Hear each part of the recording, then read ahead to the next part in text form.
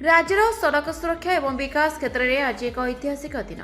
सारा राज्य में एवं जातीय सड़क सुरक्षा मास पालित होता बेले आज मुख्यमंत्री श्री मोहन चरण माझी सड़क सुरक्षा पर अनेक जुगान्तकारी पदक्षेप आरंभ कर सहित राज्य राजधानी कायाकल्प होला भली दुईटी गुरुत्वपूर्ण प्रकल्पर शिलान्यास कर लोकसेवा भवन कन्वेंशन हॉल में एक कार्यक्रम में जोगदे मुख्यमंत्री श्री माझी राज्य एवं देश में बढ़ुवा सड़क दुर्घटना जो गभीर उद्वेग प्रकाश करने सहित समस्त सड़क सुरक्षार नियम पालन करने आह्वान देते।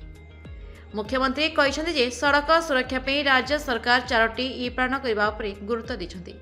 सेगुड़िक है एजुकेशन बा शिक्षा, एनफोर्समेंट बा नियमर कड़ाकड़ी अनुपालन, इंजीनियरिंग बा जोगाजोग भित्तिभूमि और जानवाहन उन्नत इंजीनियरिंग विद्या प्रयोग कर सुरक्षा व्यवस्था को सुदृढ़ करने, एमरजेंसी बा जरूरी समय तुरंत चिकित्सा सहायता प्रदान। यह 4टी नियम अनुपालन सहित मुख्यमंत्री व्यक्तिगत भाव आउ 2टी ई अनुपालन परामर्श देते।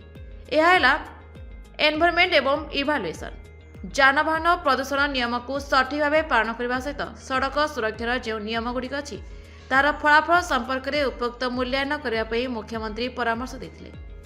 यह मूल्यांकन को भित्ति कर विभिन्न सड़क सुरक्षा कार्यक्रम को परिवर्तन किंबा आहुरी उन्नत कर मुख्यमंत्री कहते। Bureau report, Naa Odisha news.